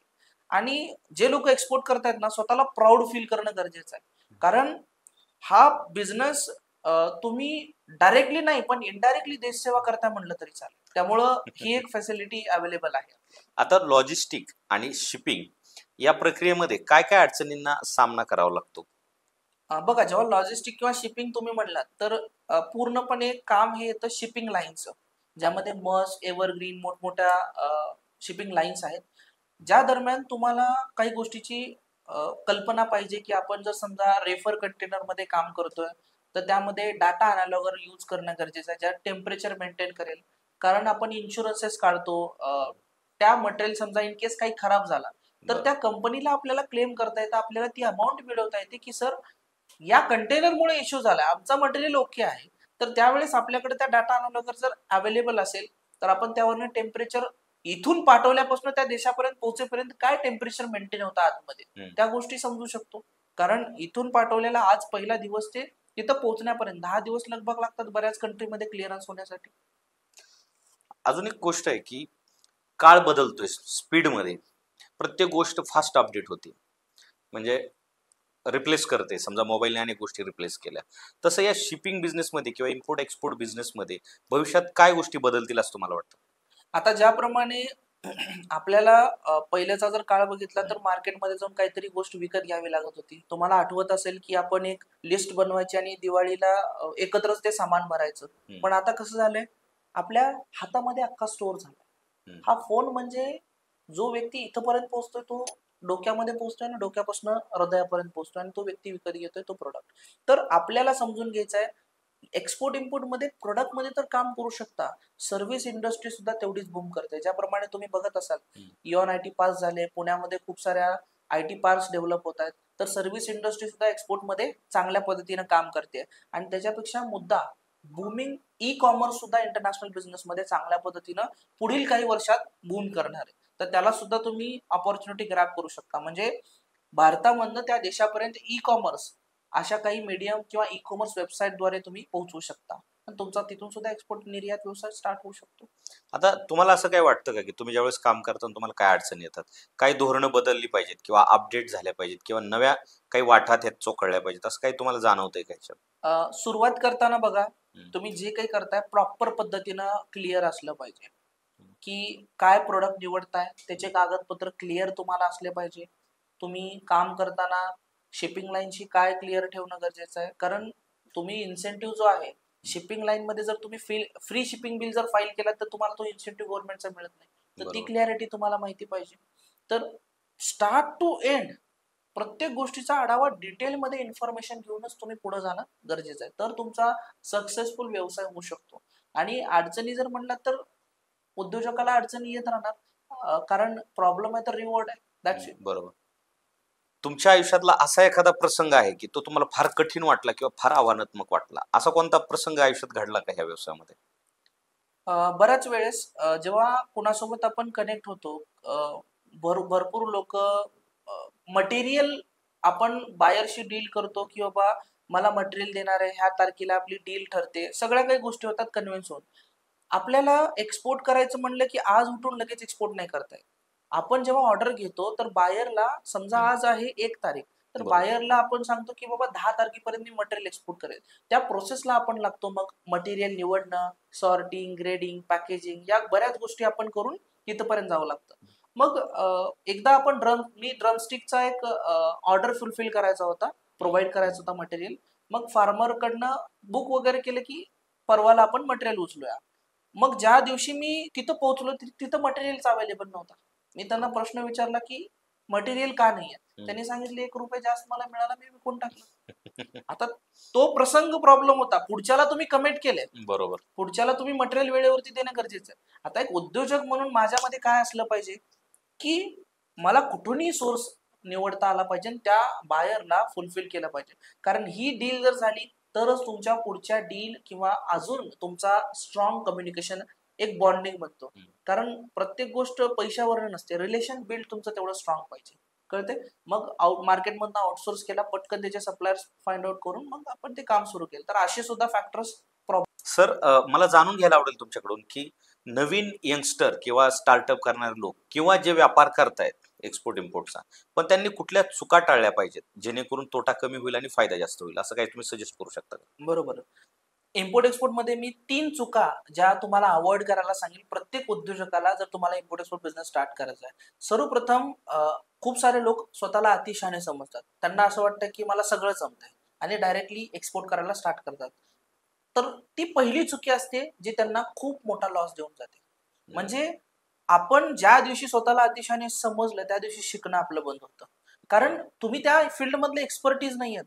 तुम्हाला अशा कोण्या लोकांना पकडणं गरजेचं आहे जे ऑलरेडी या इंडस्ट्रीमध्ये काम करतात किंवा त्याच्याबद्दल आपल्याला नॉलेज मिळू शकतं बहुतांश उद्योजक मराठी लोक माझ्याकडे येतात जेव्हा एक्सपोर्ट करतात, काहीतरी प्रॉब्लेम झाला की माझ्याकडे येतात. त्यावेळेस मी त्यांना हेल्प करू शकणार नाही. पण जे लोक सुरुवातीपासून येतात, माझा प्रत्येक स्टुडंट मी हेल्प करतो की त्यांचा कुठंच लॉस व्हायला नको, प्रॉपर पद्धतीने त्यांनी गेलं पाहिजे. तर ती कुठेतरी चालना त्यांना मिळते आणि प्रॉपर पद्धतीनं. रिसेंटलीच आपल्या काही स्टुडंटने प्रोडक्ट एक्सपोर्ट केला, तर इझिली प्रॉफिटेबल बिझनेस त्यांना मिळाला. खूप सारे रिव्ह्यूज आपल्या सोशल मीडियावरती अवेलेबल आहेत. तर काम करताना एकच गोष्ट लक्षात ठेवा, पहिली मिस्टेक अवॉइड करा की आपण स्वतः शहाणं समजायचं नाही, त्या गोष्टी शिकायच्या आहेत मगच अंमलात आणायच्या आहेत. नंबर 2, डॉक्युमेंटेशन मध्ये खूप चुका करतात. आपण प्रत्येक गोष्ट आपण स्वतःच करायला जातो की हे मला जमतंय मी करतो, आणि तिथं कुठेतरी प्रॉब्लेम होतो. जेव्हा तुमचा कंटेनर जात असतो त्यावेळेस कस्टम ऑफिसरने काही जर चुका काढल्या, तुमचा कंटेनर थांबून राहतो तिथं. त्यामुळे अशा लोकांना कडनं एक्सप्लोर करा डॉक्युमेंट जे त्यांना ऑलरेडी माहिती आहेत. आणि तिसरी गोष्ट, बायरवरती इझिली ट्रस्ट ठेवतात. थोडंसं बायरने गोड बोललं की त्यांना डायरेक्ट मटेरियल क्रेडिट वरती पाठवतात आणि नंतर प्रॉब्लेम होतो. तर बायरला व्हेरीफाय करा, ज्या सिस्टीम्स दिलेत तुमचा जरी तो रिलेशन मधला असेल ना, त्याला घरी बोलवा, जेवायला घाला, पण बिझनेस मध्ये माइंडसेटलाच उपयोग करा. कारण बिझनेसच्या ठिकाणी जर इमोशन लावलात तर बिझनेस लॉस आहे, आणि रिलेशन मध्ये माइंड लावलात तर रिलेशन लॉस आहे. त्यामुळे रिलेशनला हर्टच असायला पाहिजे आणि बिझनेसला माइंडच असायला पाहिजे. या दोन्ही गोष्टी तिथल्या तिथं असायला पाहिजे. तर या 3 मिस्टेक अवॉइड करा. तुम्हाला कुठलाही अदर गोष्टी एक्सपोर्ट इम्पोर्ट मध्ये लॉस होणार नाही. Proper knowledge, proper connecting with buyer, proper documentation, let's export. Sir काही अशा टिप्स आहेत का की ज्या सेल आपल्याला एखादं प्रॉडक्ट सेल करायचं पुढच्याला आपल्याला ब्रेन लॉक करायचं आहे तर त्याच्याबद्दल काही सांगू शकताल? सर्वप्रथम जो कोणी उद्योजक आहे ना, तो हम्म. सर्वप्रथम सेल्समॅन असतो. हम्म, कारण बरोबर. का, जोपर्यंत तुमच्यामध्ये कला येत नाही ना सेलची, तोपर्यंत तुम्ही कुठलाच उद्योग पुढे घेऊन जाऊ शकत नाही. बरोबर. कारण तुम्हाला तुमची टीम चालवायची आहे, तुम्हाला खूप साऱ्या गोष्टी करायच्या आहेत, तर तुम्हाला रेव्हेन्यू तितकाच महत्वाचा, सेल्स पण तेवढा आला पाहिजे. सेल्स करताना आता मी जेव्हा बायरशी कनेक्ट करतो, तर मी तुम्हाला ऑलरेडी सांगितलं, फर्स्ट इम्प्रेशन लास्ट इम्प्रेशन आहे. त्याला तुम्ही आधी ठरवणं गरजेचं आहे की 60 सेकंदात किती बोलायचं, केवढं बोलायचं, कसं कन्व्हिन्स करायचं, तुमची क्रेडिबिलिटी कसं तयार करू शकता, तुमचं मागचं काम कसं दाखवू शकता. आणि त्या 1 मिनिटानंतर ते आपोआप अर्धा 1 तास आरामात तुमच्यासोबत मीटिंग होते. सेल्स करताना तुम्हाला एक गोष्ट क्लिअर पाहिजे, तुम्हाला ग्रीटिंग्स देता आला पाहिजे, विथ स्माइल त्याला एक्सप्लोर करता आला पाहिजे. तुमच्या स्माइल मधनं एनर्जी कळली पाहिजे की हा भाई इसमें कुछ तो दम आहे. त्यानंतर तुम्हाला त्याच्यासोबत रेपो बिल्ड करता आला पाहिजे. डायरेक्टली प्रोडक्ट किंवा सेल वरती येऊ नका. मी डोमेस्टिक इंटरनॅशनल दोन्हीसाठी सांगतोय. आधी रिलेशन बिल्ड करता येते का बघा, काहीतरी त्याच्यासोबत गप्पा मारण्याचा प्रयत्न करा. त्यानंतर प्रोडक्टचा डिटेल इन्फॉर्मेशन द्या. प्रोडक्ट तुम्ही काय प्रोव्हाइड करू शकता, काय quality, various of product, various of material. मग त्याची रिक्वायरमेंट समजून घ्या. त्या बायरला समजून घ्या की त्याला काय हवंय, त्याला कशा पद्धतीने हवंय, त्याची काय रिक्वायरमेंट आहे, ते समजून घेतला तरच तुम्ही डिलिव्हर करू शकणार आहात. कारण कस्टमरचं कसं असतं, त्याला जेवढं तुम्ही द्याल तेवढंच तो घेऊ शकतो. जास्त दिलात तर त्याला अपचन होईल थोडक्यात. म्हणजे जेवढं रिक्वायर्ड, आणि कमी दिला तर तो थ्रस्टी राहील. तुम्हाला सिंपल 1 ग्लास पाणी द्यायचं तर तेवढंच तुम्हाला देणं गरजेचं आहे, तरच तो सॅटिस्फाईड होईल. त्यामुळे ह्या स्किल तुम्हाला शिकणं गरजेचं आहे. आणि शेवटी क्लोजिंग, अर्जन्सी क्रिएट करणं, तुम्हाला तुमच्या प्रोडक्ट बद्दल डील कम्प्लीट करण्यासाठी अर्जन्सी क्रिएट करता आली पाहिजे. कारण अर्जन्सीचं एक्झाम्पल, सर मार्केटमध्ये रेट वाढत जात आहे, तुम्ही जर आता प्रोडक्ट ची ऑर्डर दिलात तर मी तुम्हाला कमीत कमी मध्ये प्रोव्हाइड करू शकतो, बेस्ट क्वालिटी तुम्हाला मी प्रोव्हाइड करू शकतो. आणि ही ऑपॉर्च्युनिटी तुम्ही स्वतः मला काही दिवसांना सांगाल की this was a best deal in my life. तर ह्या गोष्टीचा एक सराव तुम्हाला असायला पाहिजे. कारण सेल्स इज अ प्रोसेस, तो इमोशन नाही आहे. तुम्हाला 2-4 इनिशियली बायर बऱ्याच महिने भेटणार नाहीत, बरेच बायर रिजेक्ट करतील, त्यावेळेस इमोशनली लावून घेऊ नका. ती एक प्रोसेस आहे, त्यामध्ये तुम्हाला जावंच लागेल ऑब्व्हियसली. सर आपण ज्यावेळेस उद्योग किंवा व्यवसाय करतो तर आपण कधी कधी एकाच निशवर किंवा एकाच प्रॉडक्टवर काम करतो. तर एकाच प्रॉडक्टवर काम करणं गरजेचं आहे का वेगवेगळ्या प्रॉडक्टवर काम करणं गरजेचं आहे? ओके, ह्याच्यावरती एक उत्तम उदाहरण मी तुम्हाला सांगेन. तुम्हाला ऍपल सगळ्यांना माहिती आहे, ऍपल कंपनी खूप मोठी कंपनी आहे. त्यांचा ऑलरेडी प्रोडक्ट एस्टॅब्लिश्ड आहे, सुपर फाईन क्वालिटी प्रोडक्ट आहे आणि एक्सपेन्सिव्ह सुद्धा आहे. बरोबर. त्यांना काय गरज आहे प्रत्येक वर्षी नवीन प्रोडक्ट लॉन्च करण्याची? समजते? हो. कारण लोकांना सतत काहीतरी नवीन हवं. बरोबर. पण त्यांनी त्यांचा बेस सोडला नाही. त्यांची एक्सपर्टीज जी आहे, सुरुवातीला त्यांनी त्यांचा फंडामेंटल भक्कम बनवला. मग तुम्हाला एक्सपोर्ट इम्पोर्ट स्टार्ट करायचं ना, सुरुवातीला एकाच प्रोडक्ट पासून स्टार्ट करा, कन्फ्युज मध्ये जाऊ नका. ते 100 प्रोडक्ट मध्ये कधीच लॉन्च झाले नव्हते. इनिशियली सुरुवात एका प्रोडक्ट पासून केली होती आणि तिथून त्यांनी एक एक प्रोडक्ट लॉन्च करत गेला. इनिशियली एक प्रोडक्ट 1 वर्षासाठी, आणि त्याच्या डिटेल एक बायर पकडून लॉंग टर्म करा, $1 बिलियन बिझनेस बनवू शकतो. कळतंय? एक प्रोडक्ट, एक बायर, एका वर्षासाठी, दॅट विल बी फिजिबल. पण जेव्हा तुम्ही त्याच्यात परफेक्ट व्हाल, मग दुसऱ्या प्रोडक्टला तुम्ही एक्सप्लोर करा, तिसऱ्या करा, चौथा करा. नवीन नवीन व्हरायटीज तुमच्या कंपनीमध्ये इनबिल्ड करू शकता. बरोबर. सर मार्केटिंग मध्ये काय फंडे आहेत की जे आपण वापरले पाहिजे ज्याने आपला बिझनेस मोठा होईल, ग्रो होईल? बघा, मार्केटिंग एक असा ब्रह्मास्त्र आहे ना तुमच्या बिझनेस मधला, जो तुम्हाला तुमच्या बिझनेसकडे कस्टमर अट्रॅक्ट करतो. एक मी साधं रिसेंट उदाहरण सांगेल. भरपूर लोक कुंभमेळ्याला गेले असतील, बरोबर? तर तिथे एक लाईफ बॉयची स्ट्रॅटेजी बघा मार्केटिंगची त्यांनी कशी केली होती. भरपूर तिथं हॉटेल्स, ढाबे भरपूर काही त्यांनी त्यांच्यासोबत टायअप केलं, आणि त्यांनी प्रत्येक चपातीवरती, जे रोटी आहे आपली त्याला आपण म्हणतो, त्यावरती त्यांनी एक शिक्का मारायला सुरुवात केली की लाईफ बॉय से हात धुया का. समजते? तो खूप एवढा कॅम्पेन व्हायरल झाला ना, त्यांनी जेवढा खर्च केला होता त्याच्या 10x टाइम्स त्यांचा सेल्स वाढला. तर ही मार्केटिंग.